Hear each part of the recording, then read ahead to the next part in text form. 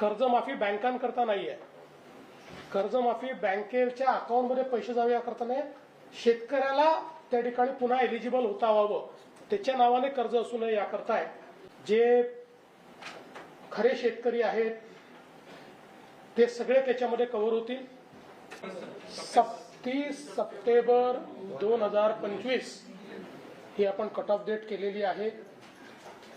2 लाखापर्यंतचं कर्ज माफ करण्याचा निर्णय आपण घेतलेला आहे.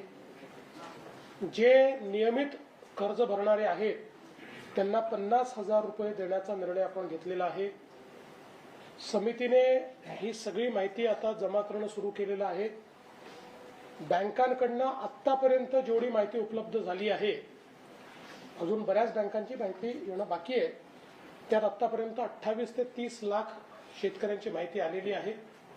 पूर्ण माहितीचं संकलन हे जवळपास 15-20-25 दिवसात होईल. हे कर्जाचे अकाउंट्स आहेत आणि साधारण अंदाज असा आहे की 20-1 लाख अकाउंट्स हे ज्यांनी नियमित भरलेलं आहे, ज्यांना आपल्याला 50,000 रुपये द्यावे लागणार आहेत, असं त्याचा अंदाज आहे. त्यामुळे नाही, काही त्याला अल्पभूधारक वगैरे अजून तरी काही आपण असं कुठला त्याचा निर्णय केलेला नाही. साधारण आपण नेहमी करताना 2 हेक्टर पर्यंतचा करतो, त्यामुळे अल्पभूधारक नाही, बहुभूधारकही त्याच्यात येतात. पण त्यातही अजून जास्तीत जास्त लोकांना ती कशी मिळेल असा आमचा प्रयत्न असणार आहे. रिस्ट्रिक्टिव्ह आम्ही जात नाही आहोत, जास्तीत जास्त कसा मिळेल. त्यामुळे पूर्ण माहिती आली की एक्झॅक्ट तुम्हाला नंबर आम्ही देऊ. आणि साधारणपणे आमचा प्रयत्न असा आहे की आपल्याकडे आता ॲग्री स्टॅक आहे. ॲग्री स्टॅकमध्ये आपण फार्मर आय डी तयार केलेला आहे. कारण जुन्या सगळ्या कर्जमाफींमध्ये आम्हाला वारंवार हा प्रश्न निर्माण होतो की बँका कुठले अकाउंट देतात हे अनेक वेळा व्हेरीफाय करायला आपल्याकडे काही फारसा सोर्स नसतो. म्हणून ॲग्री स्टॅक आणि आधार ऑथेंटिकेटेड त्या ॲग्री स्टॅकला जॉईंट असलेलं अकाउंट, अशा पद्धतीनं त्याचं आर्किटेक्चर आम्ही तयार करणार आहोत. एकदा कदाचित त्याला 1-1.5 महिना वेळ लागू शकतो, एखाद महिना, पण एकदा हे आर्किटेक्चर जर आपण नीट केलं तर जे खरे शेतकरी आहेत ते सगळे त्याच्यामध्ये कव्हर होतील.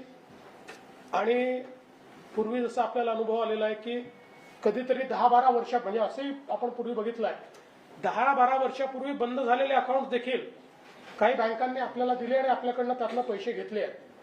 तर आपली कर्जमाफी बँकांकरता नाही आहे. कर्जमाफी बँकेच्या अकाउंटमध्ये पैसे जावे याकरता नाही, शेतकऱ्याला त्या ठिकाणी पुन्हा एलिजिबल होता व्हावं, त्याच्या नावाने कर्ज असू नये याकरता आहे. आणि म्हणून बऱ्यापैकी थोडं सायंटिफिक पद्धतीनं करण्याचा आमचा हा प्रयत्न आहे. नाही, हा बोजा तेव्हाच लक्षात येईल जेव्हा नाही, आज आता बघा, जसं आपण एक साधारण अंदाज घेतला तर या ठिकाणी मागची जी कर्जमाफी झाली होती त्या कर्जमाफीमध्ये 20,000 कोटी रुपये लागले होते शेतकऱ्यांकरता.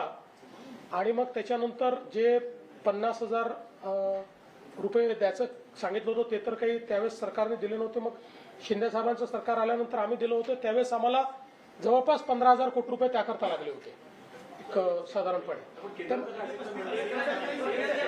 त्यामुळे साधारणपणे याच सगळ्या घरांमध्ये हा साधारण खर्च जाईल असा अंदाज आहे.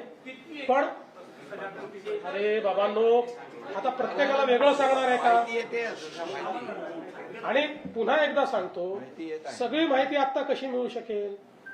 जर मी सांगतोय की माहिती संकलन चाललेलं आहे, आता तुम्हाला एक अंदाज यावा म्हणून मी माहिती दिलेली आहे. यापेक्षा जास्त होऊ शकतं, याच्यापेक्षा थोडं कमी होऊ शकतं.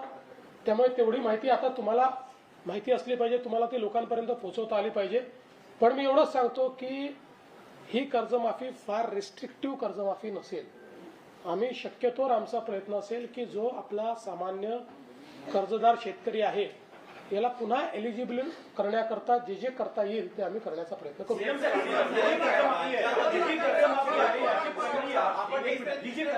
याची प्रक्रिया मोस्टली शेतकऱ्यांना आपण जून महिन्यामध्ये नवीन कर्ज वाटप करतो.